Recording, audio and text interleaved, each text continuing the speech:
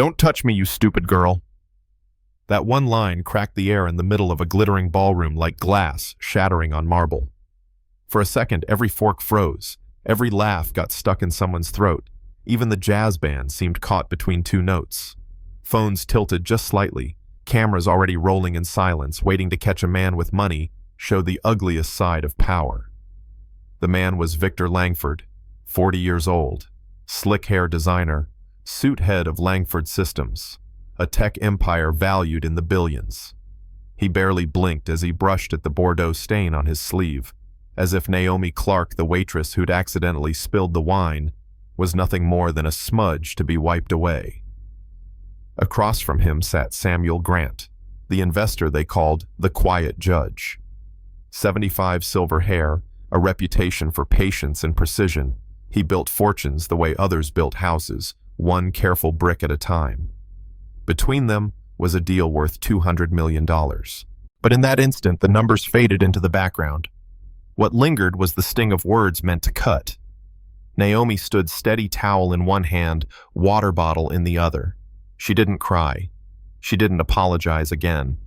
She just took one step back and left something heavier than money on that table, her dignity.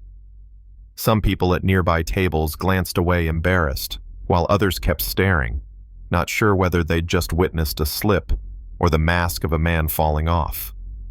A young executive from Victor's company gave a nervous laugh, thin as a thread, trying to stitch up a wound already gaping. And Samuel Grant, he didn't move fast, he never did, but he slowly set down his fork. The room shifted with him. Victor leaned forward, voice smooth, rehearsed the kind of tone used to close deals and crush doubt. Winners don't get distracted, they stay in control. Heads nodded out of habit, but the control wasn't his anymore. It belonged to the cameras tilted at the edge of the room and to the quiet strength of a waitress refusing to break. Naomi carried on with her work like a musician keeping tempo after a string snapped. Elders first, assistants before bosses, investors before hosts. Victor last. The kind of details no one notices until suddenly they do. Victor's jaw tightened. When she refilled his glass, his hand shot out, clamping on her wrist. Not hard enough to bruise instantly, but sharp enough to send a message, "Stay in your place." Naomi's eyes lifted. Steady, clear, unbent.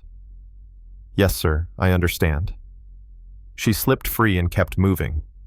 That calmness, it wasn't weakness. It was power. The kind of power Victor never understood. Samuel tilted his head, whispered to his aide, and the aide left the room with a phone in hand. Something was already in motion. Victor droned on about synergies and ROI, tossing numbers like darts, but no one was listening anymore. All anyone heard was the echo of his insult and the grip of his hand.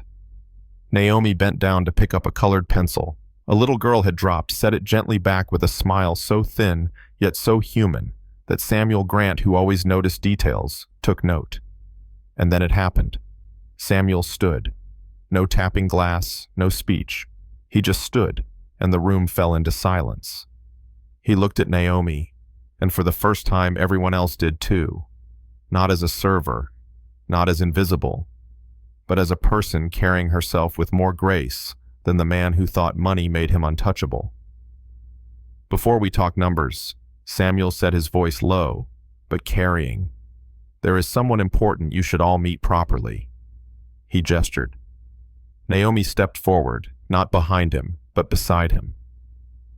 "This is Naomi Clark, my daughter. I adopted her when she was 7 years old. She chose to keep her name because it's her story, and I'm proud of it." Gasps rippled. Chairs creaked. In one breath, the girl Victor had dismissed became the daughter of the man holding the purse strings.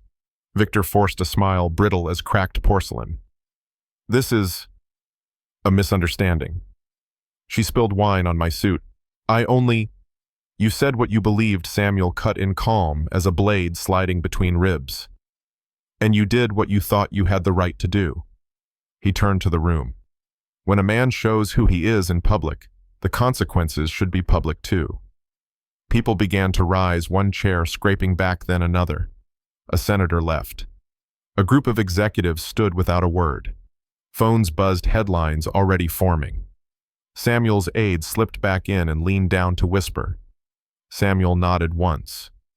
The deal was gone. 200 million dissolved like smoke. Victor's face stiffened as the reality sank in. He tried to claw it back. This is only the beginning. Samuel, we're talking scale growth. But another voice, low and firm, cut through. This isn't growth. This is a blind spot. It came from another investor at a nearby table, and murmurs of agreement rippled. Naomi's words landed like a stone in a still pond. You insulted me publicly. You apologize publicly. The sentence spread like fire, captured by phones, carried into captions, turned into a headline within the hour. Hashtags flared. Dignity over deals. By midnight, Victor was suspended as CEO. His board couldn't defend arrogance at the cost of culture. His keycard stopped working. His Slack profile went gray. The man who once commanded every boardroom couldn't even open the door to his own office. Meanwhile, Samuel took Naomi home not to shield her, but to prepare her. This isn't about revenge, he told her, pouring tea. It's about building something stronger than one man's downfall. By dawn, Naomi was stepping into Stone Holdings as Director of Corporate Humanity, a role with real power, real authority. She wasn't holding a tray anymore. She was holding the right to stop any project if dignity was at risk. She didn't waste time. She built a system from the ground up, stop work authority for every employee. A dignity index measured quarterly whistleblower protections that actually meant something, a program called Listen, Pay, Repair. No more empty, sorry if statements, only accountability with consequences. Some said nepotism. Naomi just kept working. Last night forced me visible, she told the team. Now I'll earn this seat with action. And across town, Victor sat in silence, stripped of titles. He tried a private apology, but Naomi's words came back. You insulted publicly. Apologize publicly. So he did. He recorded a video voice, tight but steady. I said what cannot be justified. I did what cannot be excused. No ifs, no buts. I am sorry. I will join the repair program Naomi Clark created. Some called it performance. Others called it accountability. But in small worker groups, one line spread most. I used my hand to demand silence. Naming it exactly was more powerful than any spin. Naomi didn't chase talk shows or applause. She focused on building. Within months, complaints were dropping, respect scores rising. Partners started asking for dignity clauses in their contracts. And one by one, in quiet corners, employees began to believe the company might finally protect them. Months later, Naomi returned to the very ballroom where it all began. A new sign hung above the door, Operational Dignity Summit. No red carpet, no glitter. Just a candle on a table. And in the front row, not billionaires, but the frontline workers who kept the world turning. Naomi opened, not with a speech, but with silence. 4 counts in, 4 counts out. Then she said, Yesterday I was called stupid. Today I choose to speak. There is a difference between power and leadership. Power can take away. Leadership must be earned. The room breathed with her. Near the back, Victor stood quietly. No cameras, no spotlight. Just another man trying to learn the difference between power and leadership. When their eyes met, he gave a small nod. No handshake, no performance, just acknowledgement. Sometimes that's enough to begin.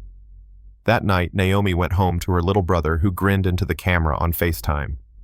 Watch me, he said, and stood for 5 long seconds before collapsing onto the couch in laughter.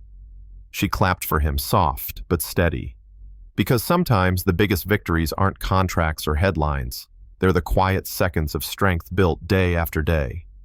And in the corner of her desk sat a note she had written the morning after everything fell apart. Dignity is operational. Tonight she added one more word, habitual.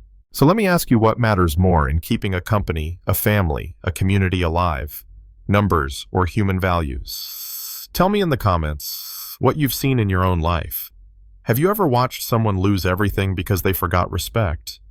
Or maybe you've seen the opposite, where dignity turned the whole room around. I want to hear your story.